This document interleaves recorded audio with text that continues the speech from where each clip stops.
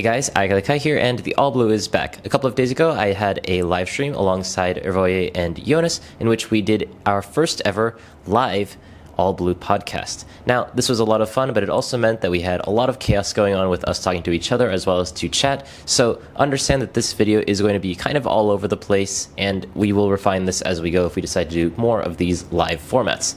Still, thank you so much for the people who watched that. If you want to watch the rest of that stream, then of course the VOD is on my channel, in which I actually did the tree tier list, which a lot of people have been asking for, so check that out if you're interested.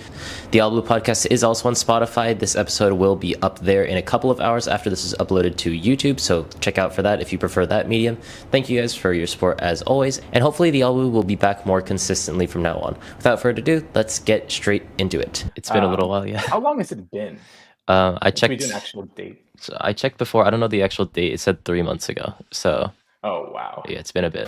We can start with just all the tournaments that you ended up doing well in, because you started off with you had a GP top 8, right? In PRP. Yeah, that was in Bonn. That was so long ago actually. It was top 8 in Bonn. I lost to Calgara, which was played by one of the Berlin guys, Enheim. Like he's on the team with Kevin, I believe, who's going to Worlds. One of the EU's reps from back in Paris finals where he won with Teach. But yeah, it was a top with GP, and then I think we had one more tournament or 2 more tournaments where actually it might have been just Hof in Germany, like parallel to Utrecht regional, but I didn't do well. I played GP and I had some of the worst breaks in early rounds and kind of fizzled out in mirrors very fast. I beat Fabi round 2, and then I lost like 2 rounds in a row or something, and he was so mad at me. And then OP14 came out, and that's where I really hit the groove, or like, I don't know what the saying is. It's a bit late, but yeah, Emu. I know many people don't agree, but it really like that type of deck hits the spot for me, where it's strong enough in the format that it's like super flexible and can handle any scenario. And like Luca and I have been practicing Emu like for months in advance. Even Christian did, like, which. I guess even is the wrong word. He usually is the one who grinds the most in advance, but he just also does a lot of other stuff. And yeah, we just grind a ton of Emu, and the first Treasure Cup with Emu was Barcelona, which Luca won, and I got second. And on that weekend there was also the Toulouse regional in France, where another guy from our locals, Yuri, got top 4, all on the like same list.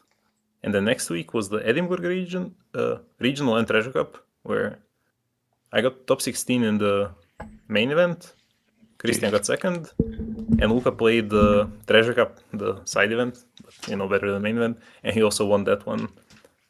So it was quite an insane run to start the format, but then in the finals, we all kind of fizzled out. Like there's still like, as people got better in the format, which obviously happens as you get more and more tournaments, like the ace players just made fewer mistakes when they were the ones going second. And yeah, if you lose enough die rolls in an important big tournament where people were prepared, you might just run out of luck. So I think we all finished top 64, which is obviously not enough to top in the finals. Like my losses were like going first into ace and not seeing 10 cost on 10 against one of them. And then in the other, like off of the 2 trash searchers, I had 3 10 costs and 2 10 costs and 3 radicals. So like I already lost 3 of my important grind game pieces from just the searches alone, and those were like 8-2, enough to not top 64 because it was round 1 and round 5 or something like that. Jesus. And yeah, I mean, I still felt really happy with the format. It's just like, unfortunately I couldn't qualify. I mean, you need luck to qualify in the first place. I can't complain. And then the only thing that really surprised me is Ace was all 4 spots in the top top 4 of European finals, which I did not expect. I thought in Top Cut Emu always dominates that matchup, but pretty much all the Emus were like, as you had the bracket, right? This quarter of the bracket had like almost all the Emus, and somehow an Ace made it out of there, and there were no Emus in other parts of the bracket. But yeah, I was happy with the format, happy with my performances. Like, preparation was just good. But yeah, ultimately that was pretty much the end of the season for Europe, though. Like we have nothing until March now, but not much to complain about on my end. Did you do any tournaments in that period?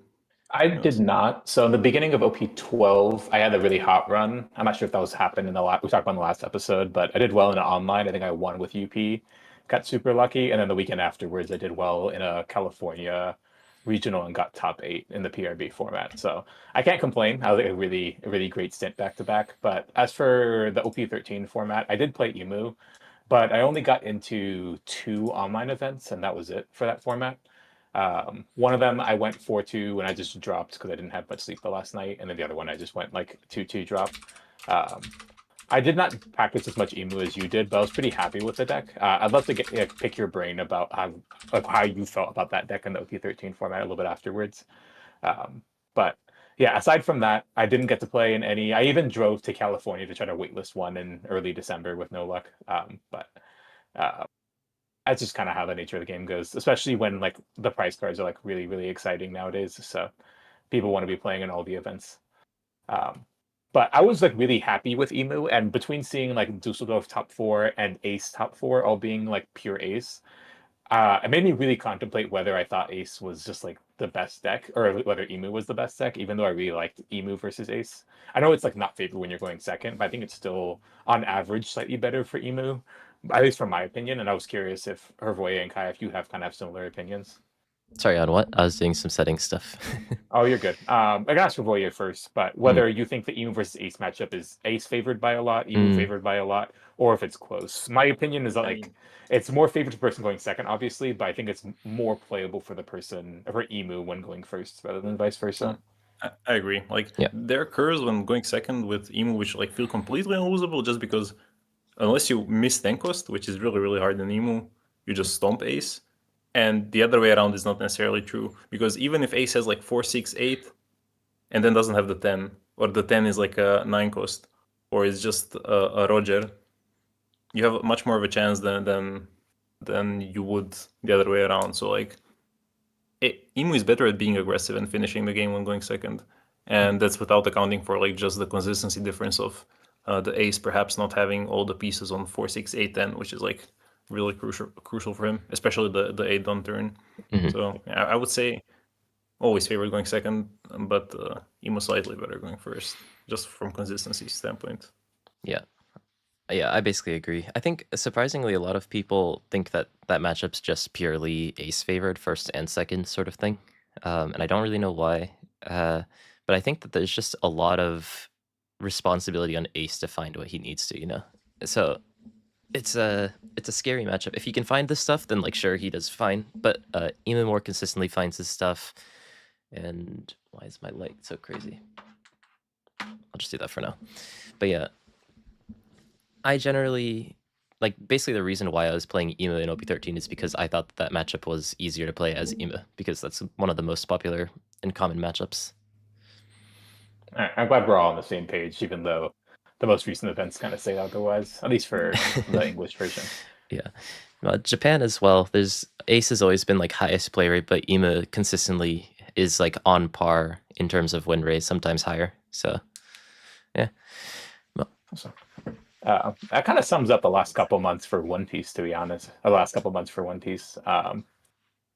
Me and Hrvoje kind of had a little bit of a Riftbound stint for like a couple weeks, but we're kind of just jumping right into the OP14 format. Before we kind of talk about what that is going to look like for the English version of the game, just because of how complicated the globalization is going to be, how has OP14 looked for you in Japan, Kai? It's very interesting. It does. You can take the optimistic route and the pessimistic route, I think. And so the optimist is there's like 7 new decks that are playable. There's like really good decks. They're all a lot of fun. The pessimist route is none of them are actually as good as Ace or Ema. So like, I think like there's a couple of like very good decks. You know, Hancock's very good. Mihawk, if he curves, is good, and like all of them are pretty playable. Like Jinbe, Moria, Doflamingo, they all have their strengths.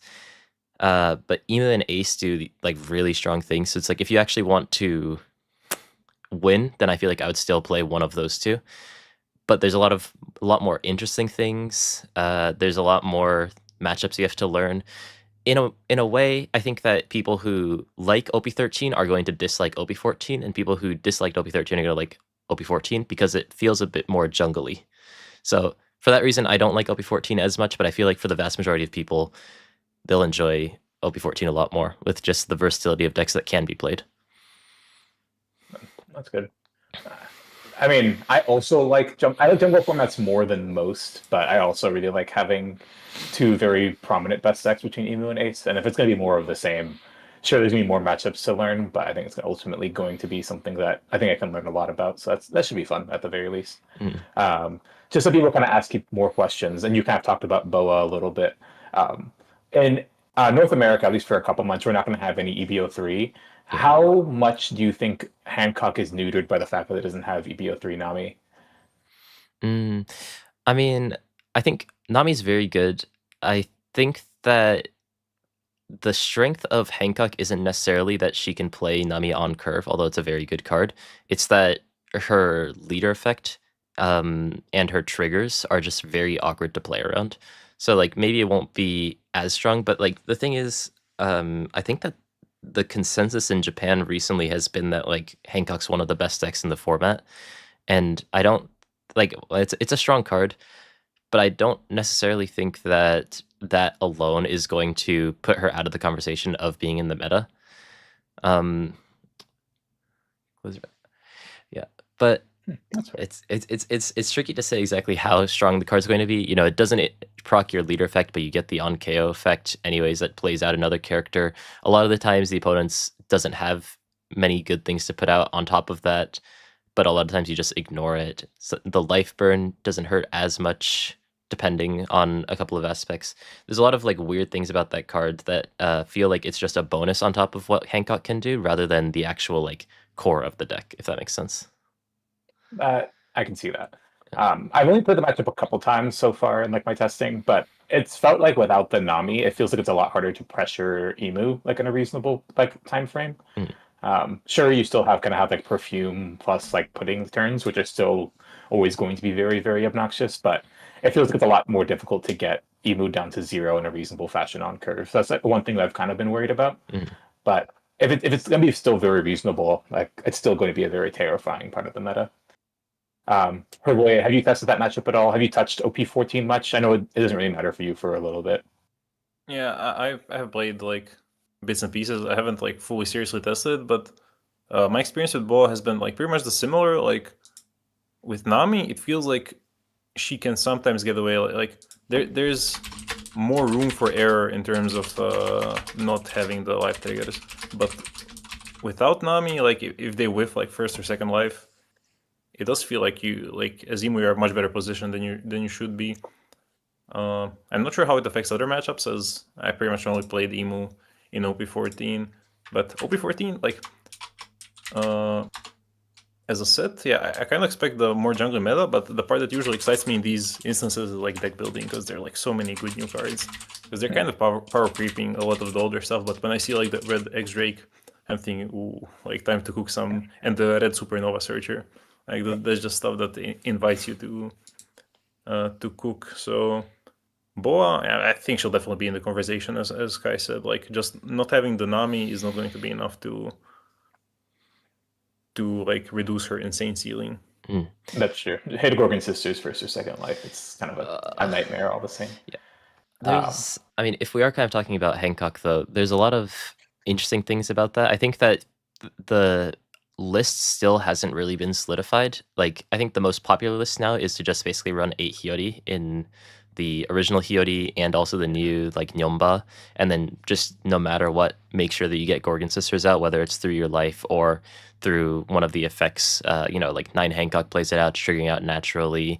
You have technically the on KO from Nami, those sorts of things. I guess not Nami for you guys yet, but you know, lots of ways to get out Gorgon Sisters, and I think that that's the main way that people are playing that. But I also see like some people every now and then.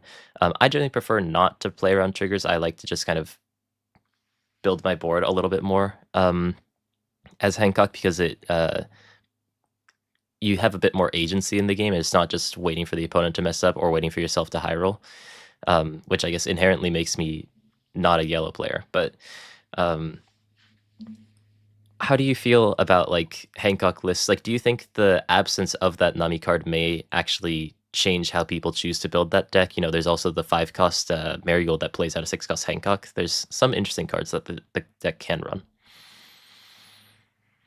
I think that Nami, or sorry, not Nami, the Boba deck is still going to be very powerful. But I just think you need to completely rely on the trigger aspect of the deck, or at least more heavily rely on it compared to before. Because you were talking about kind of relying on your mid-range plan, and I think the new Rayleigh, the 6-cost Rayleigh, is like a huge aspect of how that works. Just like making sure your opponent doesn't get relatively ahead on board, you kind of interact with them and be very obnoxious, and then kind of use that to be very, very potent. But it feels like that doesn't really work as much compared to like the good draws from kind of all the other decks. So I felt like I just need a little bit more trigger value, and I kind of gotten to similar conclusions as to the popular Japan list. I've seen a lot of them just like maxing out 8 Hiyori. I've seen them not see the new, or not play the new beige event. I forget what it's called. It's like You'll Frighten Me or something. Yeah. The And Hancock one. just kind of relying a lot more on just like the +4 plus bounce something, Slave Arrow. And like using that as like their main way to like make sure they don't die in the late game, which I thought was very, very powerful. I'm still not sold that that is like good enough into specifically Emu, but I'm actually kind of still fine with the non-Nami version and just kind of playing a more mid-range plan with a lot of triggers against kind of everything else into the field. So I think it's going to be very, very good. I'm not entirely sure it's going to be like the best deck in the format, but I still think it's going to be like a very, very strong contender, which I'm scared of. Yeah, I just think that the list with the live setup make more sense because mathematically, it like if you are flipping on whether that's a trigger or not, and whether you get the draw, you're kind of like you're fully risking the game. And here, you're just going to get the card back from the leader. So and eventually, are going to bounce back the 2-cost anyways. Like Slave Arrow is the most common thing, as Jonas mentioned, but I think maybe in the West we might even see Jozu see some play, depending on how popular like purple Animal Kingdom engines end up being, as they're pretty much immune to KOing, and the king is 6-cost, so he can be Jozu'd. Sorry about the Kaido cards.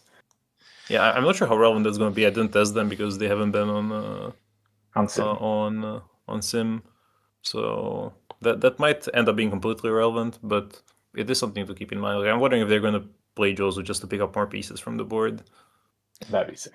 Yeah, I think that would make some sense. You also have the space now not having that Nami, but the 5 dunk turn becomes a little bit awkward. At least, though, the thing with Hancock, her curve going second is very, very annoying to deal with. You know, you go like the 4-cost blocker Hancock into 6-cost Kuma, into, I mean, anything, into 9-cost Hancock, into just end the game with Pudding Femur. There's like... it's one of those decks. Like, I feel like there's I don't know if there's other decks that I hate more than Hancock. Hancock's just kind of everything that I dislike about the game. I think this is like because like now Hancock's kind of at least in Japan sort of established to be like one of the best decks.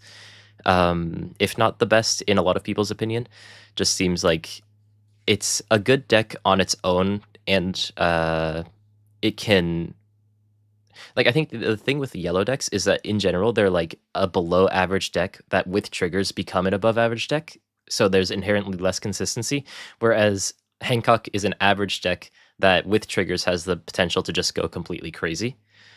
And then so like that's what kind of sets her apart from some of the other yellow decks, is that her baseline feels a lot higher than all the other yellow decks that exist, and she still has that cringe yellow factor where she can just put out random things, and also they draw, and also there's things like Gorgon Sisters that's just like crazy value when they get onto the board. That regardless of if Hancock is strong or not, it just is one of those leaders that I think is much harder to play against than it is to actually play Hancock. Yeah, and for anyone in chat, if you want to play a game, try to guess the 3 things I hate about One Piece, which are all present in Boa Hancock as the deck, because it's some of the, like, it feels like Bandai put out a hit on me, of course, and they don't care, but there are 3 things I'm very vocal disliking in One Piece, and now they're all in one deck, just to drive it in, because yeah, it's just a frustrating experience when the Boa player hits all the good stuff in life, and you're like, yeah, didn't play much of a game, just died.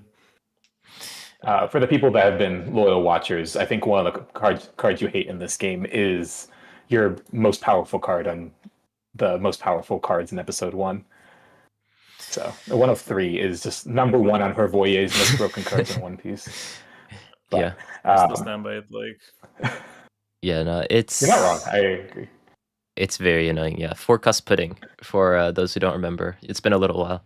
But yeah, forecast pudding in a trigger deck that can also have 20,000 power unblockable. I guess 16 after you play pudding, but very very scary. I've actually managed to survive a pudding into 16,000 unblockable before. I just drew into 4 counter events, but grounded radical. Yeah, yeah, That'll never exist. Yeah. Yeah, I'm not saying that like Emu isn't also cringe. I'm just saying that like fundamentally what It's Hancock lovely. does is cringe, but the power that Ema has is also very cringe. So I thought Bo would be a fascinating leader because it kind of invalidated one of Yellow's like real crutches, which is the fact that when you're just attack with your board, your opponent doesn't really have to attack into your life and give you trigger value. They can just attack into your board and just like make you exhaust all your resources that way. But the fact that Boa's leader effect just like invalidates every sort of just starve or even like half starved strategy and trying to fight back at board with her leader effect is making you take a life is just so frustrating. You're just forcing yourself into this racing strategy or just like giving up on attacking altogether. And that just felt very like unfun in a lot of aspects. yeah, We're going to have to do a catch up on chat messages at some point, but Yeah. there is a point raised by that. I'm not sure, bright guy. yeah, I think so. Oh, that bright guy. Okay, that makes much more sense when I read it out because English is a funny language. Are we rating Boa lower just because she's yellow, or because we actually think she has consistency issues? Well, the thing is, I believe when she works, she's like the strongest deck. Like she just beats everything. But yeah, at the end of the day, a lot of the yellow power budget is in the fact that they have that like line of text attached on the bottom when they're in life. So if Boa doesn't hit like first or second life, and she's just playing cards from hand, even if she burns life when you kill those bodies, it's not good enough. That's the problem with yellow. So we might be biased against yellow. Keep that in mind while watching. Yeah. Somebody Showdown. I also want to play. I want to live in Emu, but it's an event that costs 2 or more, so you can't add it to the deck. But it'd be such a gross Sawmill. combination. Yeah, That's a sawmill take.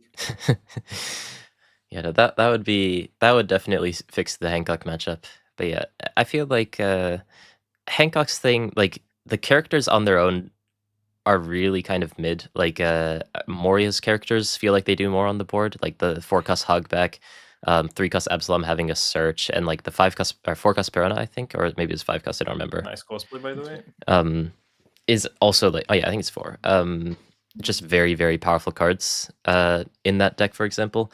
Whereas like Hancock, aside from Gorgon Sister, it's like 4-cost 5,000, attach 1 Dong, which, like maybe in OP03 you'd run a card like that, but like because it's Hancock and because it's like inherently very sticky on the board, just having more triggers and just things that are very awkward to get rid of make that deck powerful. And then so if you can get those cards out, then it's like free value, but if you don't get those cards out, then it feels like you're just playing an awkward to play against deck, but you're not actually winning the game unless you can manage to get the opponent down to 0. But there is the sort of inevitability where if the game goes on long enough, they will eventually get to 0. And then you just need to have enough damage to break through with Perfume because, I mean, it's searchable. So good chance you do have it. I think, yeah, like I think it was Yonas maybe said that like Hancock on a good day is going to be the best deck, where it kind of in the same way as Roger, if she finds what she needs to, just not from the right side, but on the left side, then she can win against basically every single deck. But if she doesn't, then she does feel a little bit lackluster in a lot of ways, because she's like not only losing the trigger, but she's also losing the draw and stuff. So it's a lot of value lost. Well, but I mean, that's why you run 8 Hiyori. Yeah. I really like the phrase seeing the black cards on the left side, not the right side. I might use that from now on. That's great. Yeah. People are asking about Red Green Luffy with the new Nami. All right. As someone who thought that was one of the most interesting leaders in OP13, I unfortunately have kind of given up on that guy completely. The new Nami does like it is a very, very powerful card. I just don't really see how Red Green Luffy competes on board presence compared to any other deck. Sure, you can counter and like be at 4 for a very long portion of the time, but in terms of like building a board against Emu and Ace, you kind of fail in a lot of aspects, which is very frustrating. Yeah. I mean, Go ahead. I must say, like, Red Green Luffy always, the ability just reads broken because you're effectively getting free cards, but somehow it always manages to, like, okay, to be fair, my OP14 testing against Red Green is not extensive, but I saw it had some success in Chinoy's Cups as well. Shoutouts to Ruben. Like, I saw he had a very successful year. But it's like a deck that conceptually it reads like it should do very good, but in practice, like what you want in one piece to actually win is the board. If you can establish a board and you can maintain the board, then you're winning pretty much regardless of hand size. And Red Green Luffy, that's like the number one thing he struggles with. And he probably, or like might get better when we get the, what's she called? The green promo from the Tins. It's Nico Robin, right? The yeah, the Robin, yeah. 3 cost 4. That's a Shigi for Straw Hats. I can see like it getting like better at maintaining a board at that point, but I'm still not sure. Like we need someone to break that deck if it's possible. Yeah, I think it is really just kind of like Yonas said. Like it's one of the tankiest decks. Like it's one of those decks that just kind of like obliterates Green Zoro. Not that that matchup exists anymore, just because of the amount of counter that it has. But it doesn't really have a way to actually like push back. And in a meta where there's this inevitability of like Hancock and Emu once they get to their like higher long turns and the really powerful cards that they have, it's just hard to actually justify like dragging the game out without actually winning the game, because those other decks can drag the game out and also win the game. Yeah. Well, another deck that people are talking about in chat is the new starter deck 29 Luffy. That's a deck that recently came out in Japan, but I haven't really had time to test it myself. How is the deck currently in the format? I've heard rumors that it's actually not bad into Mihawk. But also, we can talk a little bit about potential cards for like EBO4 and how much better that deck gets. Yeah, I think we can bounce around for sure. We still haven't even talked about things like Mihawk. But yeah, Luffy is very interesting. People still haven't decided what's the best version of Luffy. Do you go Straw Hats or do you go Thriller Bark? And I prefer Thriller Bark just because you have 6 life. So that's just inherently 6 free trigger chances. And you also have things like the 6 cost S Snake and the 7 cost Robin, the 8 cost Moria. So you basically have like 9 to 10 life every single game if you wanted to. And if you have those Thriller Bark triggers, then like you're very consistently getting out bodies onto the board, even if they're not as big. But the thing with the Thriller Bark version is that it's not as good into Ace, obviously, because your characters are 5k. And Ema is also one of those matchups that can be a little bit difficult if they know what they're doing. Like if you play the game slow enough that you can establish your 10 cost and then start fitting back, even if the opponent has like 9 to 10 life, that's only like 3 turns for Ema. So if you can start to lock down the board, then it's not bad for Ema. But the OP14 matchups, Hancock, Mihawk, Moria, technically, those like it's a very good deck into yellow decks just because he has more trigger chances and it's just a lot tankier than those other trigger decks. And just having 6 life into a leader that doesn't cheat in the game is very, very strong. So I think that he's a surprisingly good pick. He does tend to struggle a little bit into some of the higher tier decks, as in just basically Ace and Eba, but you can make those matchups a little bit better with the version that you pick. Yeah. Well, all in all, pretty good deck, though. Yeah, from my lukewarm take is that it's kind of like we have been moving out of the way of control in One Piece lately, and this is a deck that kind of like does well into other decks which don't play the control style, in a sense, because you just work with more resources and you kind of just try to win out on getting more board value than the opponent, which is obviously not going to be ever reliable against any good control deck, but also like it just has inherent consistency. Like again, it's yellow and it has more life, so it has like more resources, more chances to hit. But I think I prefer for that reason like I even saw some hybrid builds of Straw Hats and Thriller Bark, because you can kind of fit pretty much all the important Thriller Bark cards while still having like the good stuff like Sanji and Zoro. I And see. I guess CBF4 is gonna have Luffy as well. But I think like on paper those hybrid builds appeal the most to me, but obviously I did not test a yellow deck months before its release, so I might be talking out of my ass. Yeah, I think even in like the Straw Hat version, I don't see people running the 6-cost Zoro as much. I think people really are just focusing on just I'm going to have 10 life and that's going to be enough to kill you sort of gaming. Which, you know, it works against a lot of decks in the meta, but it's not enough to make him really in the conversation of the best, like top 3 decks quite yet, I think. But it could be in the conversation for the top 5, maybe like barely out of there. But I think it's a pretty solid deck, something that you may consider for like a 3v3 or 5v5. Not that those exist in the West, but it's not one of the things that I would bring to like a 1v1 tournament because there are some matchups that feel like just inherently feel like the finish is a little bit too far away. That is sad, but I don't play yellow decks anymore. I'm a new person now. I'm reformed, so everything should be fine. We'll see. We'll see. Um, Oh my god, Sky Island's coming back at OP15. We're so cooked. We're gonna have Yonas winning Nats again with NL. No, we are being told we are boring. Like, where's the goo? Well, okay, here's the thing. So OP13, like the 2 good leaders in OP13 are so much higher in power level than everything we had before. And OP14 feels like playing catch up. So nothing like stands out to the same degree if you're expecting to be wowed, I feel, but it feels like more like a balancing field.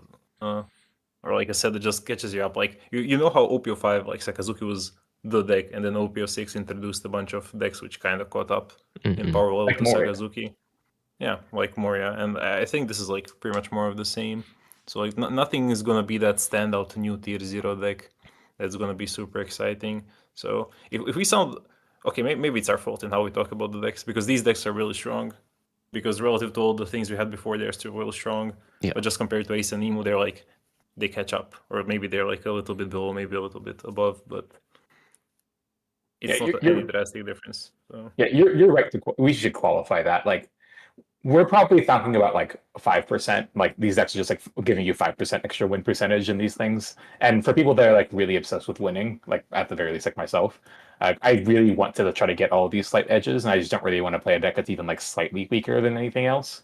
So we might be a little bit more dismissive of all these other like decks that are still quite strong, but just like feels slightly worse than like the really powerful menaces that exist. So we might be a bit reductive, but I do think that's an important thing to talk about. Yeah, I think there's probably, I think maybe not to the extent of your OP12, but still in a similar sense, there are many decks that can actually top. And on a good day, any of them can win, I believe. Like in Japan, maybe it was at the end of OP13, that was Bonnie. But like we had Hancock win. Mihawk was very consistently top cut, but I don't think it ended up winning. Purple Doflamingo showed up very consistently despite a very low play rate. We had all of the new leaders except for Moria and Law in top cut, so I think that all of them are playable. All of them can, on a good day, get you the win. It's just that the most consistent at getting into top cut would probably not be one of those two. But maybe I'm a little bit biased because I believe the last Japanese championship didn't have Emu in top cut, which was very surprising to me.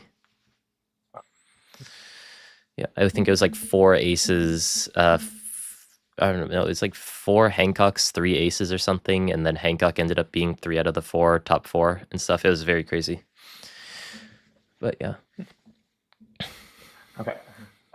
We probably should talk about the other deck that's really powerful in OP14. That's Mihawk, right? Like a deck is arguably probably like one of the best decks in the current format. But how have you guys liked Mihawk? I think there's still a little bit of indecisiveness in terms of what kind of core you want to build a deck with, because a lot of people are building it with like the mostly the OP14 core, like the Kiku, the Tashigi, and a lot of lists are doing things a lot more towards like the Supernova package with just like 2-cost Kid and Killer, playing 5-cost laws, stuff like that.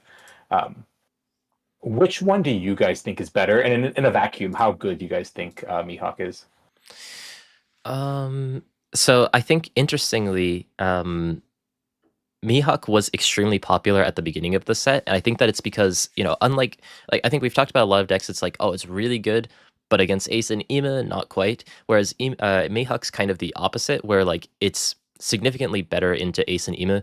That matchup, it's become a little bit more messy with people learning the matchup a little bit more, but the reason why it was popular in the beginning of OP14 in Japan was because it was like the deck that beats Ace and Ima. But the issue with Mihawk is that while he beats these two decks, at least on paper, he struggles a lot more into some of the other OP14 decks that came out, whether it's like Purple Doflamingo. Hankook's a bit more of a messy matchup, but like there's if Mihawk was thrown into the OP13 meta, I think that he would be one of the best decks, although he does have some consistency issues, which always to me marks them down a couple of points. But I think in OP14, because it's a little bit more jungly, I don't rate him as high. But that's just my thoughts. What do you think, Hrvoje? Okay, so what I'm about to say, calm down, chat. Calm down. I don't mean it that badly, but he feels like Green Shanks. And that's weird because I always describe like Shanks and Bonnie as equivalents, but it does have that same feeling of like seeing Curve. Of course, he has Searchers, he's more consistent. But seeing Curve, I don't know, it just like disproportionately affects his win rate. I haven't experienced any Mihawk against non-Emo, non-Ace gameplay, but he feels good into Emo, he feels good into Ace. To me, that naturally means, coming from an OP13 mindset, that he should be a really good pick in OP14 off of that alone, just because a lot of people should be on Emo and Ace in the room, but that might just be a wrong prediction, just because, once again, we are coming off of OP13, we have that like inherent bias towards like these two decks were so strong and took over the meta. And to answer Jonas's question, I think I prefer the Supernova cards, but it's difficult because like all the matchup adaptations, like there's so many random green ticks which could matter, and the meta we're going to have in the West with EBF4, which again, or like half of EBF4, which we cannot test yet, like it could end up really unpredictable. So I'll say Supernova, but I don't feel comfortable making predictions in advance, and I want to hear your take as well. Yeah, I really like I think it was a deck that won in China that was a Supernova core, really relying on like 5-cost law instead of 6-cost law, and like putting in like 3-cost Shigi on curve, which I thought was really interesting. But to be honest, I think that the Supernova deck just like provides a little bit more of that consistency to the deck, which I think is like really, really important. Just like finding like lawn depots for like lawn depot chains is super important. And having another way to recycle your Tashigi or your Peronas to find like your 7-cost is also really important. So I thought all in all, I think I really like the Supernova version a little bit more, but I also can see the high roll with like the non-Supernova version. Yeah. So I think those are both reasonable. I have not tested out the Wano version that Skepos is talking about with just like what is that draw 2 event? I forget its name. You can be my samurai. No, be my samurai. Yeah, you can be my samurai. That seems pretty interesting, but you need that doesn't rotate. Yeah, that doesn't rotate. That's fun. Yeah. Oh, weird. Did the Chinese list run 7-cost Shanks? I don't remember. I believe one of them played 4 copies of 7-cost Shanks, and one of them played like 2 to 3. Okay. But the Supernova version also just played Perona as a searchable target, which is super nice. Yeah. Or a way to find the Shanks. So my problem is I've really tested like Emu versus Mihawk a lot, and I'm trying to get better at it from the Emu side because I obviously lost like the first game, which you don't get a real feel for it. But it feels like the entirety of the game boils down to the Shanks turn and how much pressure that you can apply on that Shanks turn from the Emu side. And I just feel like if the Emu players get comfortable with playing that matchup and can feel slightly favored when they can like really, really punish that and like completely obliterate Mihawk's hand, it feels like a very difficult matchup for Mihawk to play. But if things go smoothly, so. Yeah. I think for me, Mihawk's just one of those decks, like, it does very much feel like Red Shanks, where like you need to find your cards on curve, and also, kind of unlike Shank, actually, you also need to have the correct amount of counter in your hand. Like, Mihawk's very weak to like small chip attacks at 5k over and over again, because the deck has like a lot of counter events, but also has a lot of counterless, which means that if you just keep hitting at 5k, they're eventually going to be forced to give you +3s and +4s on your 5k hits. So like even for emo, you know, a lot of times I'll just play out Nasushiro as a rush Zoro effectively and just hit them for 5k just to bully them a little bit. And then like a lot of the times like they just don't have the correct amount of counter in their hand, even if they have the correct cards on the board. And if they have the correct, or if they don't have the correct cards, sorry, if they don't have the correct cards in their hand, then like it's very tricky to defend their board. If they do have the right counter, then they may not have the correct board. It's like they need to have a lot of everything. And for me, that's a lot to ask for. But it is undeniable that if he does have the stuff that he needs, he's very, very powerful.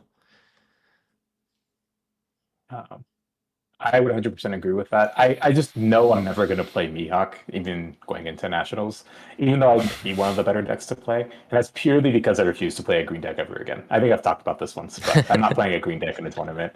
The power is there. I just can't. I cannot see myself playing a green deck. The deck. most judgmental trio on the planet when it comes to One Piece decks. Never gonna play yellow, never gonna play green. Like, we're down to 4 colors, guys. Bandai, add another color. We need orange. Orange? Okay. I say no more. We're in. Add more colors. It's just going to be the life burn and trigger color again. It's just... Wait, why is... What's up? Oh, no, let's go. Go ahead. No, it's off topic. So okay. You go first. No. Yeah, I think... I also kind of play just any deck that I find interesting, and a lot of times it just happens to end up being mono black. Mono black's just like a very stable, cool color. I didn't play much Lucci. I didn't enjoy that just because I didn't like the my turn's going to take 5 minutes because I need to find all the cards that I need in trash type of gameplay. But I don't know. Ima's cool. And I think that because I've played so much Ima, every other deck feels like it doesn't have enough consistency for my liking. So I'm like stuck with bricks in my hand and I don't know how to get rid of them. It's the same thing that happened back in like OP05 and OP06 when people lost Sakazuki. They had this like withdrawal effect where like, fuck, I have the cards I don't need in my hand. I don't know how to get rid of them. So I think like all of these decks are very, very good. It's just that if you're coming off of playing Ace or Ima, they can feel relatively a little bit flawed in more ways than the top decks are. So the other thing I want to say is like it's 2 a.m. in Europe, and the proof we're in holiday season is that like there's so many European chatters, and they have been asking about Red Green Law periodically. I see Skepas there, Noir there, so I mean I don't have any like strong impressions on the Red Green Law. He's just like a deck I wanna try cooking with going into OP14 because of the new support, but it's like one of those decks that until the meta is established, like you're just doing the same thing you always did. You're kind of slower than Green Yellow, but you don't lose the life. I'm not gonna promise anything, but it is like on the platter to be experimented with. Like X Drake is just insane. Luffy is just so nice. Yeah, no, X Drake is really, really good. There's like Red Green Law has a lot of really good cards. If you think about it, like a lot of decks have been getting like very subtle buffs here and there, and it's just like I think that the big dam that's waiting to break is Ima. I think that Ace has counterplay, whereas Ima inherently feels very oppressive into a lot of decks that existed before him. So like the second that Ima as a deck isn't as prevalent, which it feels like Bandai's been printing answers to, then I think that we're going to see a lot more interesting decks. But, you know, maybe by then Red Green Law is going to be rotated. Who knows? So there's things like that that can be a little bit unfortunate.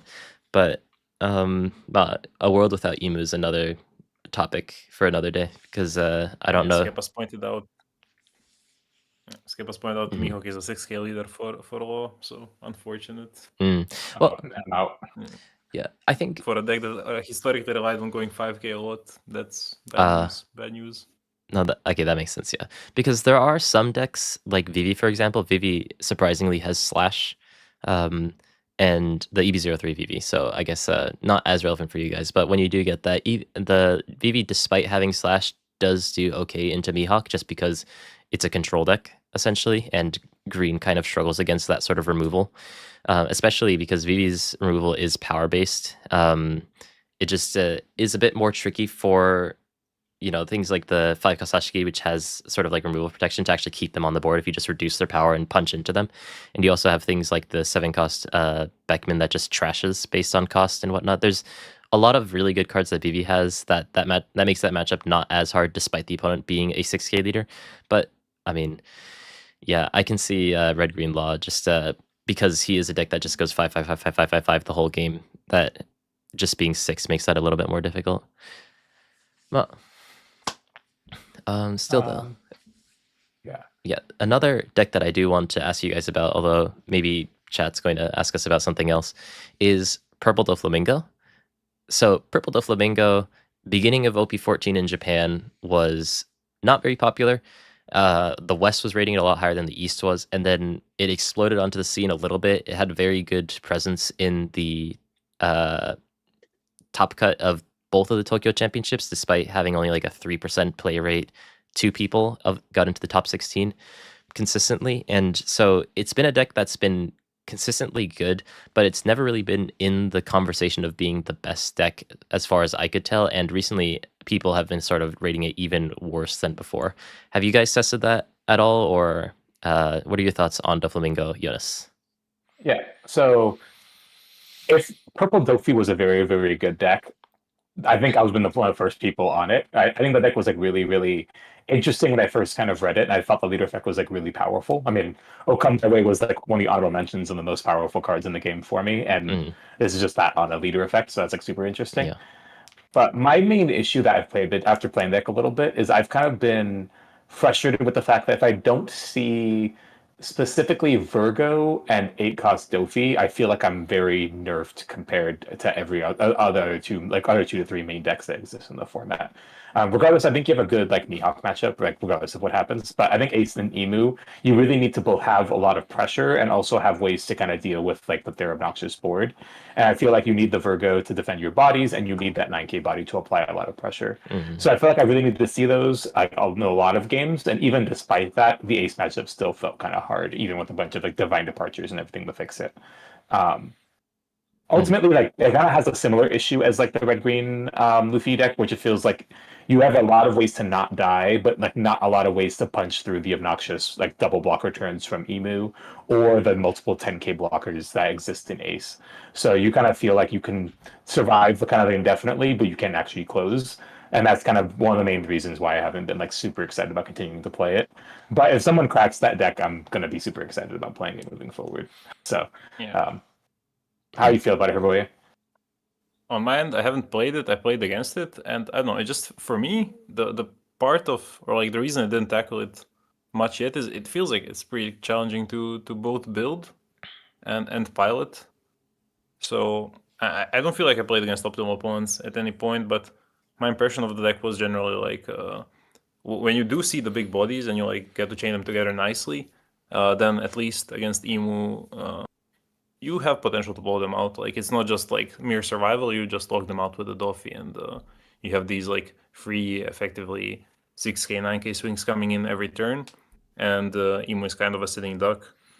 But yeah, when you don't find those pieces, when you like play an early Katakuri, which is like in other purple decks that have like proper late game payoffs, the early Katakuri can be like insane. In Doffy, it doesn't feel that way, and that just is kind of a what's the word for it? A red flag, because that should be like a card that like helps you snowball you really strong. But at least against Emu, like with the Nazjure, it doesn't feel that insane. And the wider the opposing deck can go while staying safe, the worse it feels for Doffy, just because it reduces the value of redirecting the attack. Because when you think about it, it's kind of like the it's not the same, but it's sort of similar to the Bonnie leader in how it functions. So it's like it has elements of Bonnie. I'm not sure. Like I need to test the deck, and it felt like too much of a challenge because after Euros, I neglected to mention that I had like COVID for like almost 2 weeks, so I was like completely out of commission. So I didn't really get as much testing as I would have wanted. And obviously before Euros, I had like the Riftbound stint as well. But yeah, I think it's probably a more difficult deck to play than people anticipate, and that's going to be a decent barrier to playing it optimally. it's also kind of difficult to play against because there are timings where, like, for example, if the opponent opens on 2 Dong, 2 Dillinger, then like there's no reason to hit on 3 Dong, for example, because you're just giving them a free search essentially. And then so like leaving them on the board forces them to have to redirect into the Dillinger later on, which makes them not be able to direct into some other things, or else they lose value. So like there are some timings that are a bit awkward for both players. So I think it's one of those decks that it's hard to play and also hard to play against, which is interesting. But yeah, I think the main thing for me is like the red green Luffy analogy that we were talking about, in that it does struggle to get over that finish line a lot of the times, even though it can survive like forever. I'm glad we're on the same page. Like, Yeah. even We for the didn't deck. talk about Jinbei yet. Oh, Sorry. Jinbei, yeah. I can just reply that in chat. I don't know why I said it out loud. Sorry to interrupt. And we can just talk about Jinbei now. It's not that big of a deal. I've played honestly 0 Jinbei. I've not seen like much of a reason to want to play that deck, but I would love to hear your guys' thoughts on it. Is it like a really like potent? Like, do you think that like the power of the ceiling of the deck is high enough to compete? Is there consistency issues? What are your guys' thoughts about that deck at all? If you have any, what are your thoughts on it, Kai? So I think that the deck is solid. I think once again, it has that issue. It does. The thing is, the EMA matchup isn't actually as good as I thought it would end up being. It does kind of feel like whoever wins the dice roll wins. If you go second against Jinbei, or if you go second as Jinbei into a EMA, or if you go second as EMA into Jinbei, you win a surprising amount of the time just by going second. And the ace matchup, just inherently because he's 6k and the leader effect on your 3k characters only makes them 5k, makes it very awkward to hit into ace. So I don't really think that the leader is good enough to be like in contention for like a top tier deck, but it is just very, very fast. And I also think that another thing about Jinbei is that it's very, very difficult. Like knowing when to use your leader effect, when to manage your resources, like you have to be very aggro brained to be able to manage to play that deck, because it's a very resource manipulating deck. Like at any point you can dump your entire hand, and a lot of the times that's incorrect and a lot of times it is correct. So it's you just need to know those angles. You need to know exactly how much damage you can get out. So I think that what's really holding him back, aside from having a couple of key bad matchups, is just that no one really wants to put in the time to actually learn him, in my opinion. Yeah. So my impression of the deck, I feel like I use that phrase a lot. My impression today. It feels like very good. Like if you play the Rayleigh, it definitely feels like the same need. Like in terms of playing an aggro deck, I think it's highly consistent. I have the same fear against Emu, where if you do lose the die roll, and especially if they like run the my edge, which I saw a lot of people still running in OP14, like they can kind of out counter all the relevant hits before they establish tank cost, and then you're in a similar position as Rayleigh, where your only out is like Femur, like the double unblockable event basically. The one thing it does do better than Rayleigh though is because it can run high cost cards. You have the late game with like the 8 cost boa, and you can just run like more control tools like the 4 cost slot that is locked to the 7 warlords. You do have like a nicer time if you take a more like mid-range approach rather than straight aggro. I think that's part of the strength of the deck, but also part of the difficulty, because you're very aggressively like potentially trading cards and then using like the Fisher Tigers fill up to just stay in the game, because you can be insanely aggressive, but also, as Kai mentioned, like 6k leaders do present another barrier, because that's like one extra don you have to commit in every turn. But yeah, I don't know. The deck has felt somewhat challenging as Emu, but not much of a problem going second. And I'll definitely take a deeper stab at it sometimes later in the format. But yeah, there's a lot of new toys in OP14, especially for us in the West, because we're also gonna get like the EB stuff. Yeah, that is kind of where I would want to take the conversation. I think that, we can talk about things like Law and Moria, but a lot of it's going to end up being a lot of the same, because we have talked about trigger decks in OP14. You guys have cards that we don't have for the first time in quite a while. You had the start decks before us a little bit, and that shook up your meta quite a bit. And this time you have half of EV04. So, that alongside finally having things like the Roger promo is probably going to shake up some things in your meta. What in particular would you might be looking forward to, Jonas, with EV04? So, I mean, it's obviously overplayed, but I really like the idea of playing Kaido. the fact that it just has a very like powerful searcher and the one cost queen. I mean, it's not a searcher; it's more like a one cost Sengoku because it gets like helps you filter your hand and then also helps you ramp on 3 if you end up missing up on stage, and it also gets 2 units that don't just die to your 10 drop. So I think it's like really important. I think one of them's king. I forget the other one, but you have like Kaido. it's Kaido. Okay. Yeah. But I think you kind of have 2 units that or 2 characters that can survive a 10 drop. Makes it so that you can play a deck around the 10 cost Kaido and be very obnoxious. And the fact that you kind of get to abuse like leader effect plus like stage or Black Maria is also a really powerful combination. So all in all, I just really want to explore that deck and see if it's good. On paper, a 10 cost Kaido deck is probably going to be very good against Ace, so that's something super exciting to me. But that's the one deck I want to play the most. Carrot seems like an interesting deck for the most part as well. Kuzan seems like a tad bit underpowered, but the 5, or I think it's a 5 cost Isho is like a really important tool, and it has a new Cavendish effect. I think it's like Bluegrass or something, like a 4 cost unit that can attack and keep drawing cards is also a really big upgrade for that deck. So those are the things that I kind of wanted to touch on in terms of really interesting deck ideas for EBO4. But I'm curious if any other decks have like caught your eye, Hrvoje. Yeah, you forgot the fan favorite, the one who always plays fairly to win, the Foxy. Like Yeah, the Portia Searcher and the new Foxy. I'm not sure if the deck actually has any legs, but you know, when it can get going, it completely like locks out some matchups from playing the game. Like he can do it to Ace. He can do, well, I mean, pretty much any attack reliant leader. I guess the last we tested was OP13, so it was like Zoro was the green leader we used for comparison. But I'll definitely give it a whirl in OP14 plus the blue, green, purple EBO4. Like that's a mouthful of a name for the set.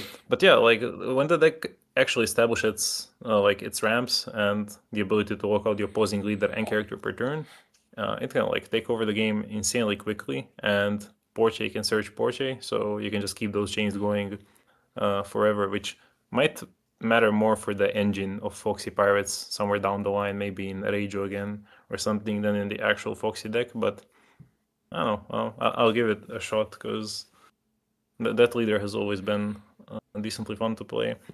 Other than that, yeah, I think like Animal Kingdom Pirates are the generic answer. Like personally, I was always more intrigued by the Black Purple King rather than Kaido, just because then you also have access to the Black Queen Searcher and to Jack and to 9-cost Kaido, which, as I said, I think in general, like control playstyles are going out of fashion.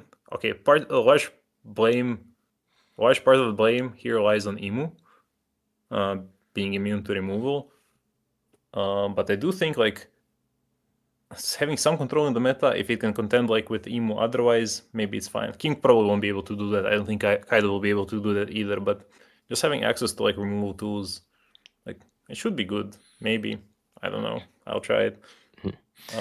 But yeah, like the Queen Searcher is insane. The bodies that survive the board wipe, it reads good on paper, but reality usually is different when testing starts. Yeah. So I haven't done any Kaido testing or King testing for that matter, but my friends have, and I know that they're a little bit less excited about it now after testing it.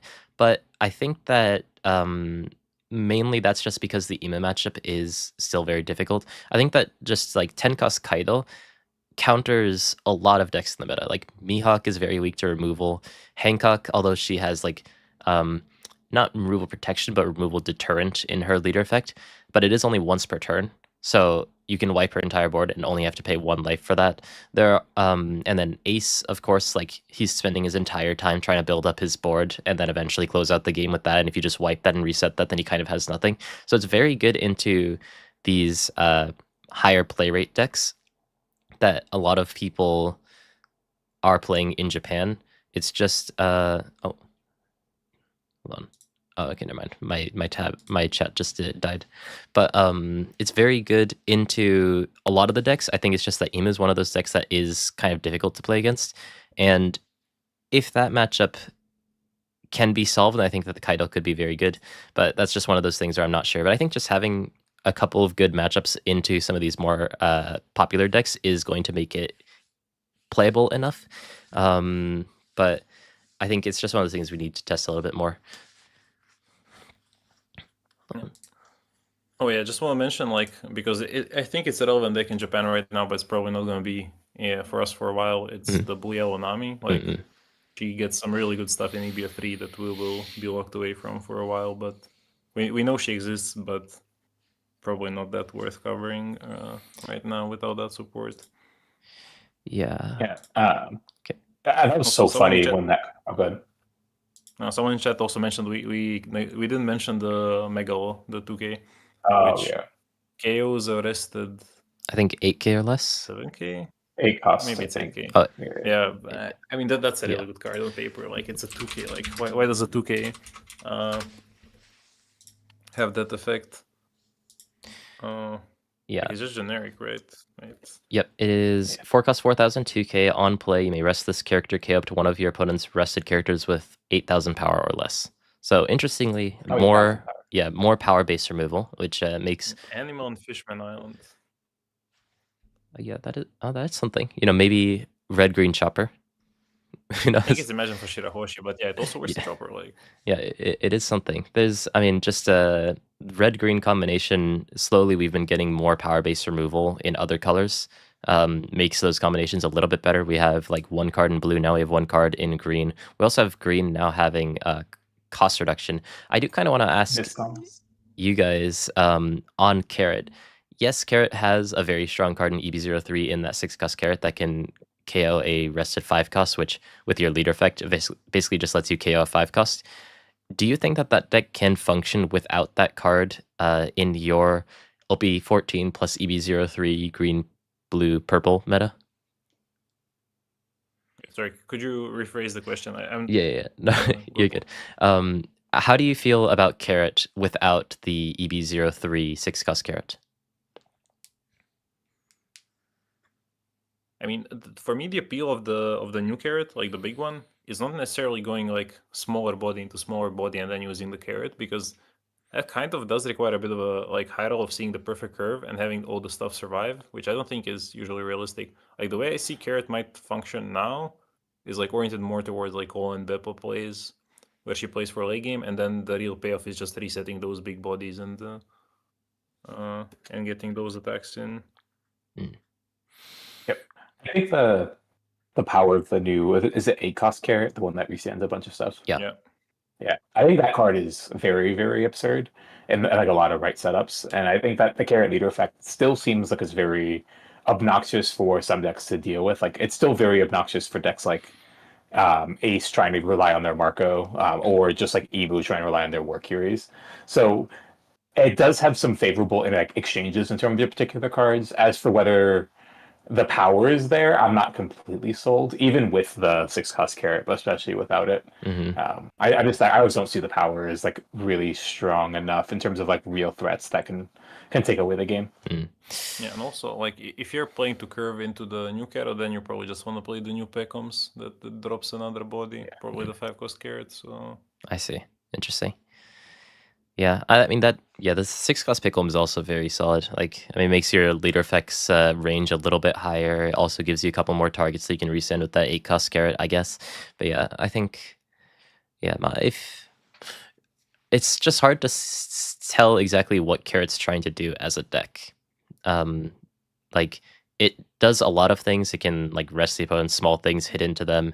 It also has resending their own characters to get lots of hits in, so it seems like it can be a bit more aggressive, but it also has removal. It has locking. There's a lot of tools that Carrot has, but it definitely feels like a bit of a jack of all trades deck that, I mean, I'm still excited for. I'm curious to try it out when we finally get EB04, but we'll have to see how it does really into the rest of the meta.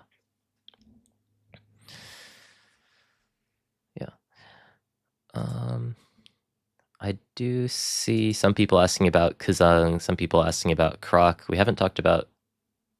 We talked a little bit about Kazang, and I guess just to retouch on that for you. Kazang seems a little bit lackluster, but the 5 cost Isho is very crazy. Just effectively the 8 cost Isho that comes out 2 turns earlier. just rips 2 cards of the opponent's hand, although they do have control over which cards those are. Like, very good effect. Also has a pretty solid on-attack effect, if I remember correctly. But Kuzang as a deck just feels like it's in a bit of an awkward spot, like a little bit further away from being meta than some of the other decks that we've been talking about. But is there any hope for that deck, you think? I don't think so. My main issue is you just play a cost Garp, and then afterwards you're just kind of crying because your opponent's either an 8K leader when they're playing Ace, or they have 2 blockers, and you're kind of in a really awkward spot all the same. Mm-hmm. But if you can find some other way to try to go over the top, whether you're like red rocking every single threat known to man from the Ace side, or you're playing like more cards like 10 cost Croc or 10 cost Newgate in the deck to try to slow the game down, maybe there's some way that you can try to keep up with these other decks, but it feels like you're kind of just trying to copy what the other decks are doing and kind of doing it kind of half as well, just to play 5 costs Isho. So I think like the strongest thing that they can do is just the guard play, and if you want to go like those cascading board development plays, I think still the best option, especially as the West gets the Roger promo, is the up Luffy. So it's just, if you want to stack big bodies, he's the easiest leader to stay safe with, because his Gum Gum Giant is always Gum Gum Giant, and he can go 8K, which is a big barrier for all these like medium range aggro decks like Boa, for example, especially stuff like Jimbe.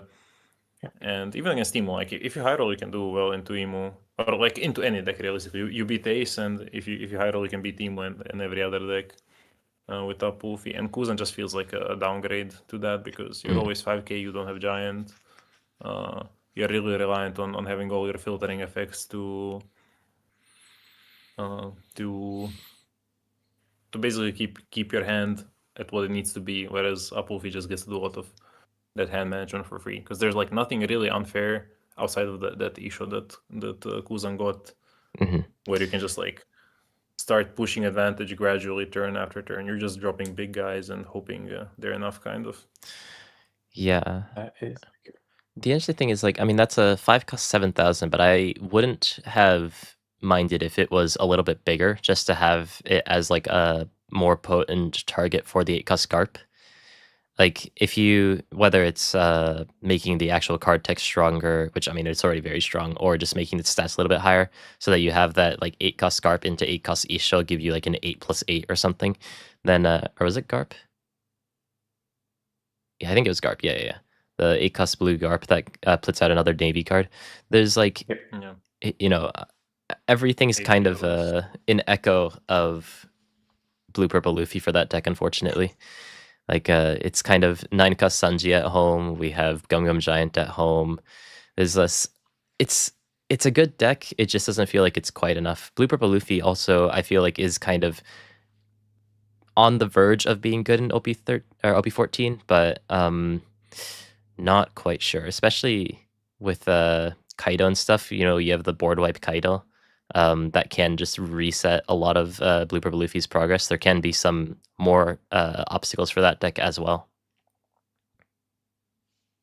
Yeah, I couldn't figure out how to beat Emu. Like sometimes you can high roll with UP against Emu, and like 9 cost Sanji Roger, 9 cost Sanji Roger, like try to apply the pressure. But I feel like even with those draws, Emu's still in it a lot of the time, especially when Emu's the one going second. So I'm just like kind of frustrated with UP, where even like my nut high roll feels like it's like struggling to try to close the game out. Yeah, I think that's kind of my conclusion too. Need more bullets. That's true. If you have bullet, it's fine. Yeah, life is good. Yeah. I was seeing some mention of up Sanji. Like that's one of those decks where we don't have EBO3, so I just kind of like put it to the side and haven't seriously considered it. I'm not sure how much overall like the Reiju and presumably the Vivi play in the function of the deck, but they do feel like power pieces in a sense. So did you guys like do any up Sanji testing or theory? I did not, but I'm really excited for the 5 cost Reiju. I think that's the main reason why I would want to go into playing that deck. I feel like there was a Tenryu Cup where that deck got like second or something, which I thought was very impressed about. But I really just want to. I just really think you need that 5-cost Reiju to kind of compete against everything else. Otherwise, just trying to play Red Rock is like for a whole 6 instead of 5. It just feels like too much. Yeah, you don't get the body. Yeah, I think Yeah. Sanji, I think that once you get all of the cards, like right now, it's almost playable in Japan, but the EMA matchup is terrible. Just you can't get rid of their characters.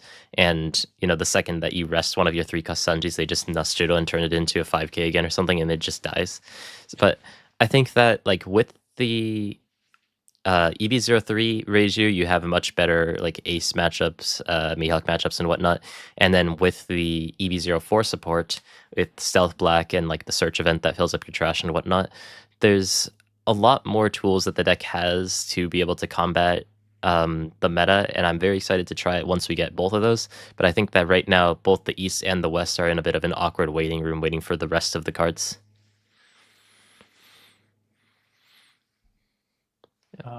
I've seen a couple people talk about Red Rock and kind of the hole that it leaves in the metagame after rotation. How do you guys feel about Red Rock right now in the current format? Do you think it's a healthy tool that exists? Do you think it's kind of a little bit too powerful? And do you want a card to kind of replace it in the upcoming decks? What are your thoughts on that, Hrvoje? Well, I never was too like upset with the idea of 6-cost event remove anything existing. Like, but Bandai obviously had a problem with it because they banned the much more balanced yellow version of it. Yeah. I'm forgetting. Was it Kingdom Come? It's Kingdom Come Raiga, or Raiga, yeah. Yeah. And Red Rock is like, yeah, it's stronger. Like, the only thing I don't like about Red Rock is the experience or like the scenario it currently creates in Ace Mirrors. Because once again, talking from OP13 perspective, where there are situations where it feels like if you don't have Red Rock for the first 10 cost and your opponent takes the first 10 cost, you're kind of in a really bad position. And I generally don't like those like key and lock, or lock and key rather, patterns emerging in any metagame or like in any matchup where if you don't have the X card at a specific spot, you're probably losing the game. Not a fan of those. Red Rock, I'm not sure if its existence like helps or deters that that specific scenario. Actually, now that I think about it, but I assume the deck would be built differently and the matchup play differently if Red Rock didn't exist. So that's probably my main like. That's where I spend most of my time thinking about Red Rock existing. That's the best way for me to phrase it. I'm not going to be like sad to see it go, but I don't think it should be like rotated out or banned either. So I also wouldn't mind if they just like kept it in the game. But I'm generally a hater of rotation. I think we had this discussion Yeah. in one way earlier podcast. Yeah, so I am happy, or assuming that they actually get rid of Red Rock, I'm very happy for that card to disappear. I don't like that card existing within the game. My main issue with it is that once you, like a lot of decks recently, just the way that Bandai likes to make their game is that a lot of decks just like get to late game and start spamming big boys. And when you're spamming big guys at each other, you start to create this like stalemate of like whose big guys are stronger. But if the blue deck is ever ahead on the board and you're just trying to spam or play one character each turn, then effectively the blue deck almost can't lose. There's some different scenarios where like the opponent has to pay like 9 or 10 for their character, and the blue deck can play 6 to nullify your last turn and also get like 4 extra dong to play like a Marco blocker, attach dong, leave up dong for Gum Gum Giant for blue purple Luffy, and it creates a stalemate situation where like if you ever get ahead on the board, then it feels like the game just doesn't progress if you have things like Red Rock, and I don't really like that for the game. I enjoy Red Rock for Sanji because the deck feels like a deck barely with Red Rock in it, but the decks that are very good, like Blue Purple Luffy of old and Red Blue Ace now, I feel like it's a little bit too much once they can start to establish their board. Yeah, I think you're 100% right on that. I hate the dynamic where like decks want to try to, or Ace gets to both invalidate like mid-sized creatures that are 7 to 8 costs with their blocker, and also get to invalidate 10 costs with Red Rock. So I do think that's a very like unfun play experience. I really like the idea of the game getting even larger when like Red Rock becomes like once it rotates out. There's a lot of cards that I really want to see kind of played in more mid-range like capacities. Like Minecraft Zoro hasn't really seen much play because of the existence of Red Rock. Like fun cards like Kaido Linlin just don't exist because of Red Rock, but would be very, very powerful against decks like Ace. So I really want to explore those kind of decks and see like are the top end that's kind of been invalidated by cards like Red Rock going to be playable moving forward, or is it still going to be like a little bit too slow for those setup cards? Do you like the idea of playing a game where people just drop top end in late game on each other though? It could be at the very least novel. Maybe it might get boring very, very quick, but I think it might be an interesting playing pattern at the very least. Yeah, I think, I mean, Ima's a bit of an outlier, I guess, because his or her, their 10 costs technically cost 3 plus 1. But, like, when you start to get to that late game where you're just spamming things at each other, if you're, for example, like an NL mirror, that can start to get a little bit stale. I know NL mirror is a little bit more complicated than that, but, like, baseline, if you're just playing 10 costs at each other every single turn, then it can start to get boring. But I don't necessarily think that Red Rook actually fixes that. I think that that's more like we need to print better mid-game options than print answers to late-game options, if that makes sense. Yeah. It does. I'm just trying to figure out if that realizes itself in form of some power creep, or if we can like cruise by. Because like the only decks that could successfully deal with like opposing top end without playing like a bunch of their own were like removal decks, like, and that was just pretty much Sakazuki and I guess to a degree red purple or like Sakazuki and all the black, like, you know, Moria spammers, great eruption, whatnot. Because answering big bodies is really hard without big bodies of your own. And like I think the best tool for that type of thing now is like the bomb shanks. Wait, which set was bomb shanks? Was he OP6? It's like OP7, Yeah, I think. 6 or 7. Yeah. Yeah. And obviously the green shanks. Okay, both shanks cards actually. That's interesting. 6, 7. Also, like Yeah, there's like just Stussy and stuff like that, of course, still. Oh, true. Yeah. But yeah, it will obviously then have to influence like how people build their decks for playing out before the late game. But what I'm afraid of is people just optimize their decks for reaching the late game where they play these powerful cards with like little fear of you know, some form of retaliation. Because some of those tank costs are like pretty insane. Like the green tank cost Doffy, the new like purple Doffy actually is also Insane. quite the card. So like, he can even take out opposing top end himself.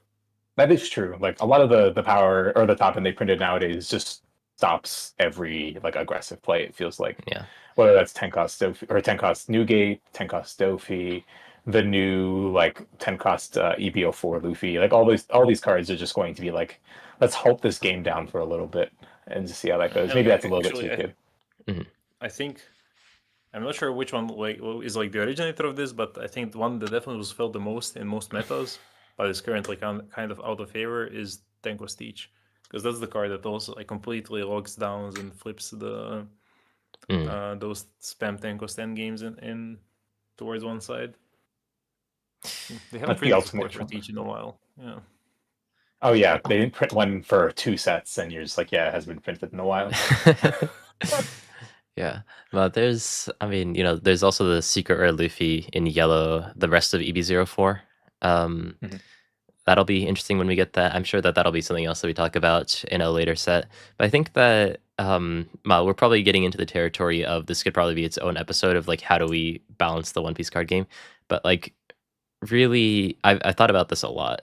And I think that the issue is that you get mana so fast in the One Piece card game because you get 2 per turn. You're at 10 very, very quickly, that it feels like the game fundamentally basically only has aggro and control decks, and we don't really have very good mid-range decks. It's to the point that like Bonnie and stuff would be considered somewhat of a mid-range deck because it's just like it's like a different flavor of control in a way, but it doesn't really feel like the same type of mid-range deck that you'd see in a game like Hearthstone, for example. I think that because we don't really have that middle ground, that like we have crazy top end, and at least recently we've had like pretty weak aggro decks, but it feels like in the past we've had like good top end and the decks that can kill you before that top end comes out, and kind of nothing in between. So I don't know how you really fix that. They've been printing some pretty good 7 costs. There's like the 7 cost 9000 Zoro in EB04 as well that is crazy. Gives your leader plus 2k.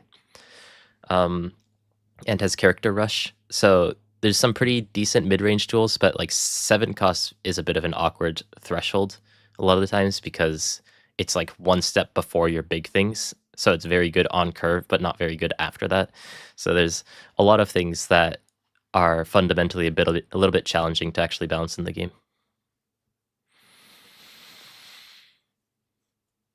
I'm trying to think about this balancing issue, but yeah, we could talk about this like a little bit further, like on a different episode. Yeah. But can you have mid range without interaction? Yeah, Jozu. Jozu is both mid range and interaction. It's the best. Or without interaction? Yeah, probably not. It is the best card with 6-7 stat line. There you go. If any of you in the chat enjoy hearing those numbers, I had this discussion today, so I had to bring it up. Like the best card with those stats is Jozo. Yeah, it has a 1k counter as well. Yeah. I was talking about this last stream as well, where like Jozo's probably the best 6-7 like premier mid-range character. But you also have things like the 6 cost Kuma. In GP Luffy specifically, you have like the secret rare Luffy and stuff. There's like very good cards, but just generically powerful 6 cost like mid-range character. Jozo feels like just one of the best ones. It's like the only one that's playable as a 1k, it feels like. Like there's like Rush Luffy. Yeah, I feel like all of them are just bricks. Yeah.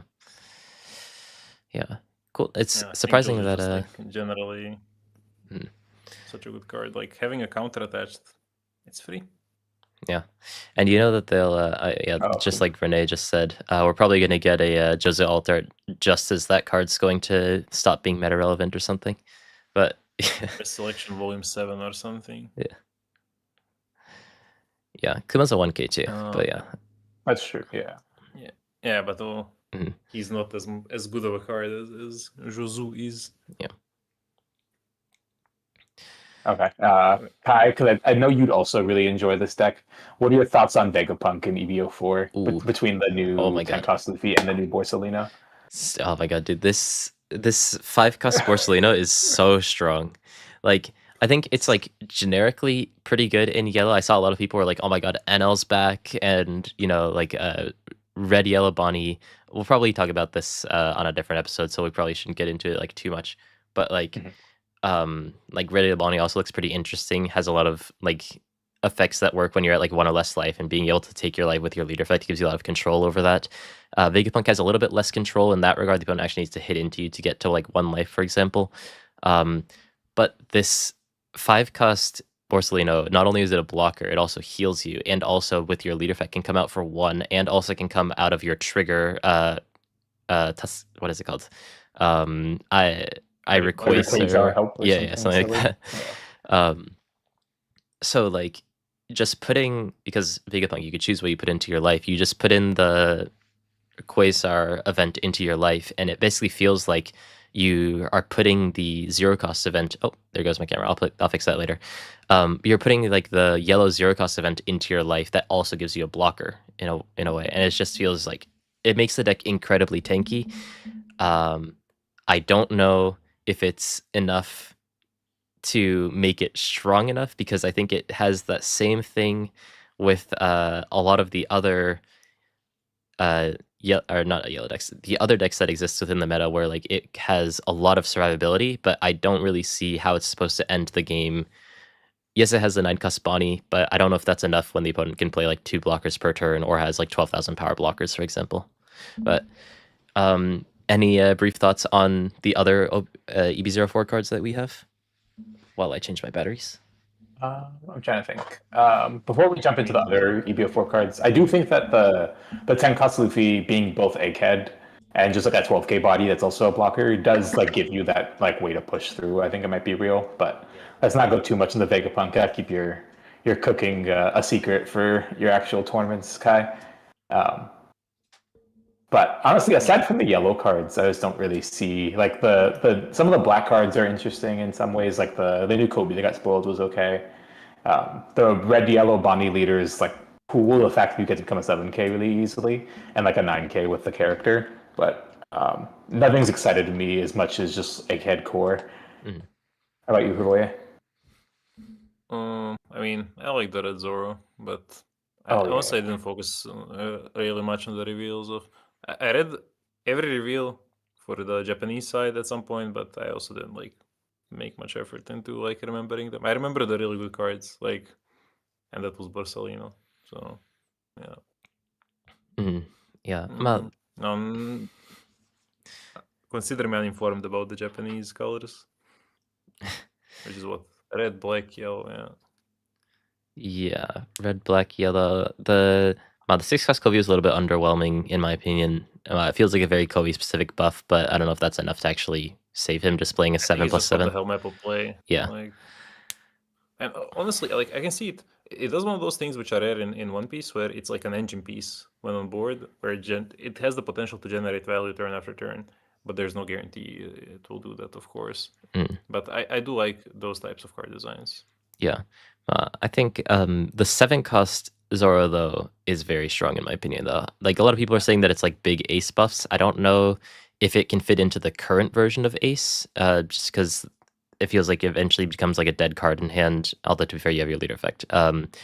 Once you start playing down your like 10-cost negates, it does kind of fix one of the awkward turns when you're going first as Ace on that 7 turn, but like after that, I mean, you can't play it before, and then after that, there's better things to play. So I don't know if it's actually going to be an Ace buff necessarily, but I think that that's just like a very, very strong, a very clear power creep card, because if you compare that to like the 9-cost Newgate from OP02, they're worlds apart. Could be red purple Luffy, could be red purple Roger buffs. There's like a couple of interesting decks that can use it, but It's the Supernova. not Supernova. So can't be used in Red Law. No. Yeah. It's Egghead Straw Hat. I thought about that. It's unfortunate. So not Red Law buffs. Let us have some fun once. Like Red Green Law could be playing this. Yeah, well, at least it is Straw Hat though, so it is still technically searchable, but yeah, not as searchable as you would like for it to be.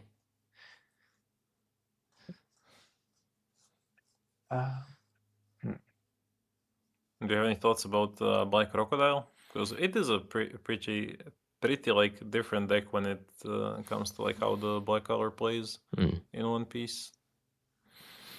Have either of you guys tried it out? I've only watched people play it. I do think it's a really interesting deck. I just don't know how it actually closes games. Like the 10-cost Crocodile is a really sick card, I think, or it's a 9-cost or 8-cost, I forget what it is, but it's a 10K though, right? Yeah.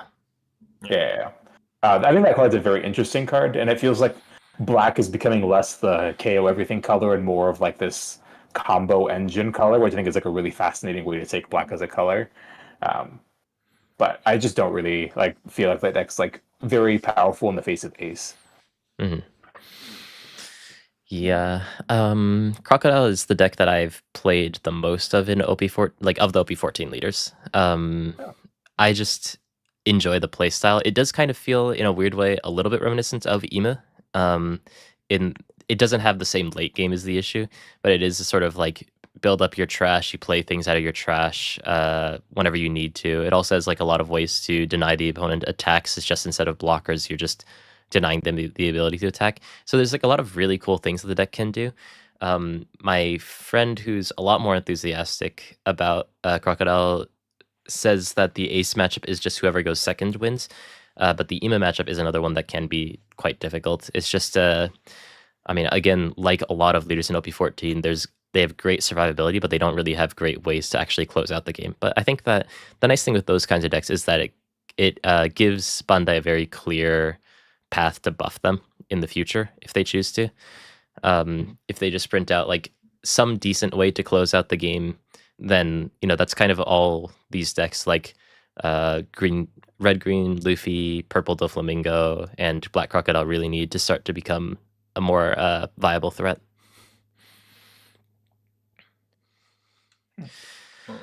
This might be like tangentially related. Oh, go ahead, Roy. You finish your point because I'm probably gonna rant for a while. Okay, yeah. I was just gonna ask, with all these decks kind of increasing their survivability and just becoming decks that can just like survive longer and longer, are you guys worried about time or like overtime in both like Japan events and in like NA events? Because even in OP13, like Ace Emu is a thing that takes an absurd amount of time. I know a lot of people in Top Cut will just concede a lot in game two if they're trying to win game three, like in the Ace Emu matchup, just because they just don't think they have enough time for 3 games.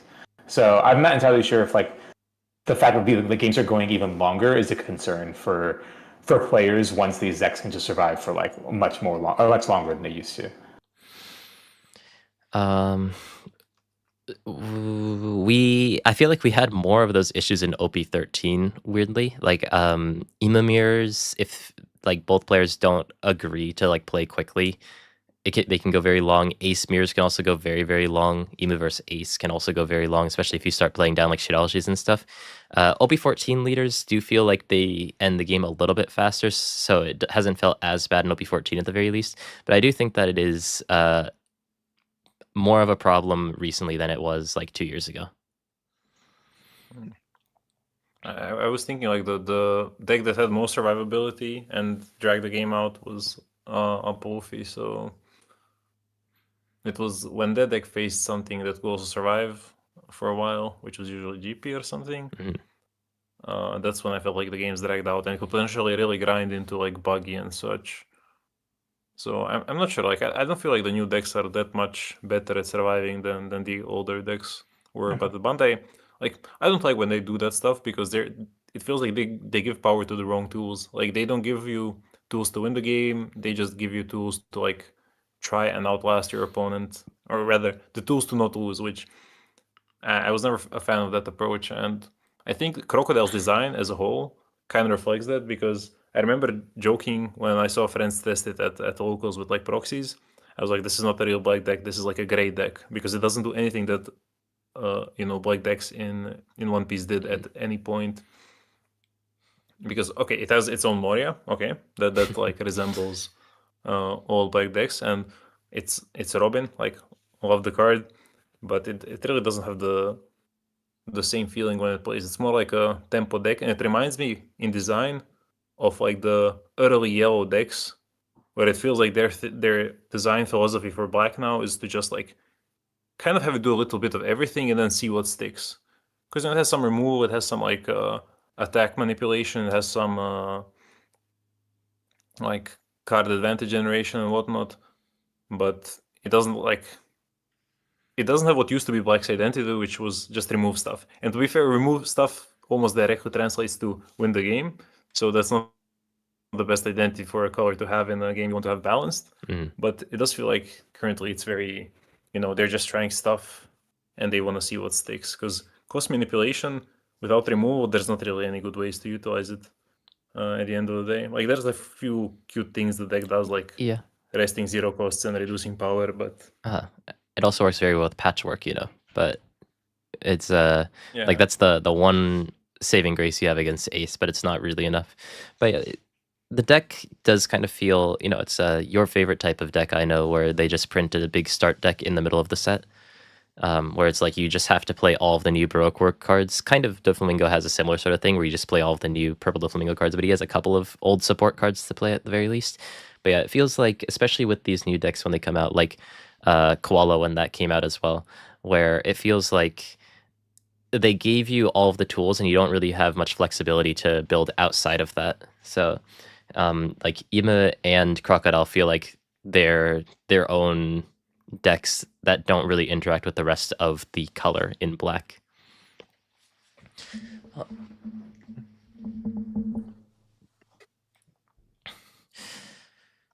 yeah. Oh yeah, double loss. Yeah, the rule in Japan is once you go to 30 minutes, it's an automatic double loss for both players in Swiss. Once you get to top cut, then you get the overtime 3 turns, but you don't get like for the record, you don't get more than that. Yeah, I was just answering to the person. Like that wasn't me suggesting in the comments what the policy should be. I was just also explaining what the policy in Japan is, which is really harsh. But then again, it does incentivize people to not go into time, But there's some gray areas there as well. Like if your friend is like fighting for top cut and you cannot top, and you're playing someone who can top, you just like kind of suicide, run into time if you can. Like you just play a solo game to survive, whatever. And people do that in Yu-Gi-Oh! So I know because a friend recently missed out on top 8 of OICS because of that type of thing happening. So like there's never going to be a perfect time rule system. Like trust me, people are always going to complain about something. But yeah, I don't think time is going to be a problem in OP14, or at least it shouldn't. Like in OP13, I could see like Emu and Ace drag out. Emu mirrors, funnily enough, I don't think I ever went to time, or like anytime it went to time, it was like just to finish the turn to attack for lethal, because I generally think it's like 1 or 2 tankos at most. Yeah. In the mirror that get played. I've went to time once. Is just I happened to get a slow start into someone who wasn't as experienced with Emu, so the game just ended up dragging on to. I was going first, so I ended up playing 3. He played 4 10 and I had lethal on board, but we had a judge standing over us, so we couldn't like play the last turn out. So it ended up becoming a double loss. But yeah, most of the time it feels like it doesn't go that far. But when things get a little bit awkward, then it can start to get a bit grindy. But yeah, I think ace mirrors are like the big one though. It just kind of feel like NL mirrors of old. But yeah, that's kind of adding to that point as well, where like we've always had NL mirrors, so I feel like we've had time issues in the past, and although maybe they're a bit more prevalent now because ace is more popular currently, I don't think that we have to worry too much about the time limit quite yet.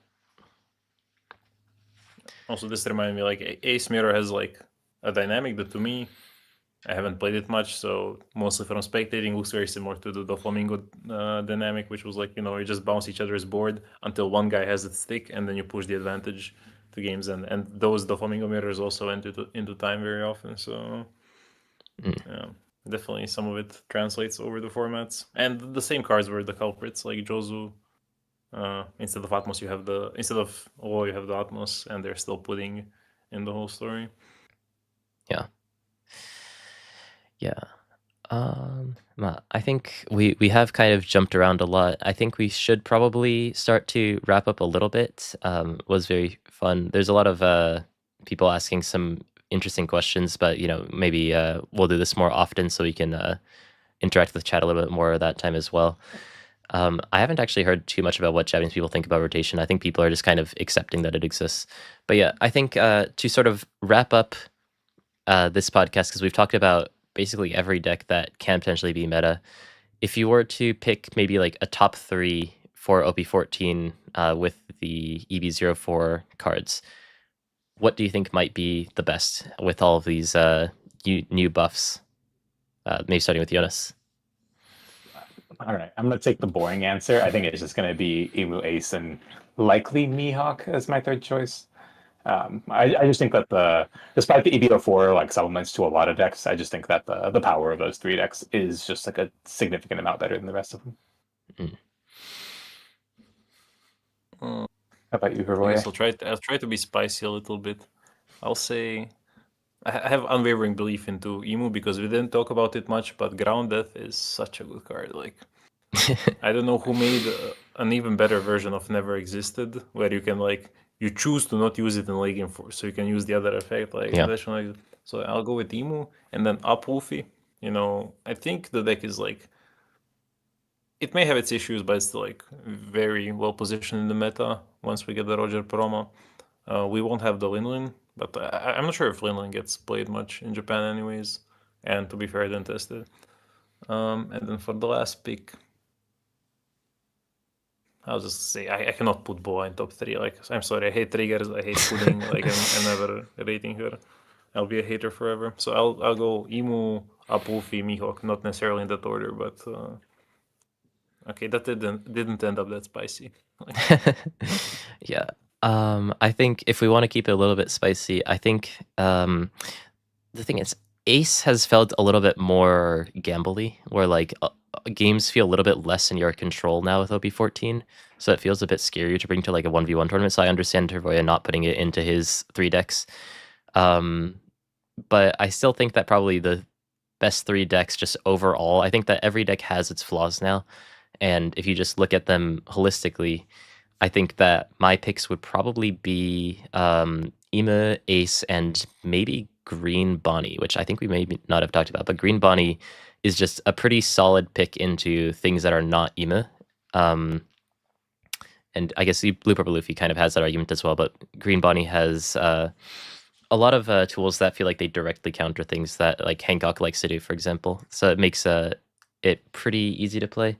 But that's kind of me just trying to be spicy as well. So, you know, She's probably the best leader at setting up the new. Oh, I forgot the shark's name, but Megalo, yeah, Megalo, yeah. Like shout out to Sam, by the way, for doing well for WTCG. He ended up getting top 4 in a recent CS, which was awesome. Yeah, did I think I made a tweet about it, but obviously I didn't make a video. Oh no, I did make a video. Yeah, I did. I lost my match that would have got me into top cut in that tournament. I was like right next to Fidelity TCG the entire time. We were all just X1 the whole way, and then last match I barely lost to Ace when I was going first.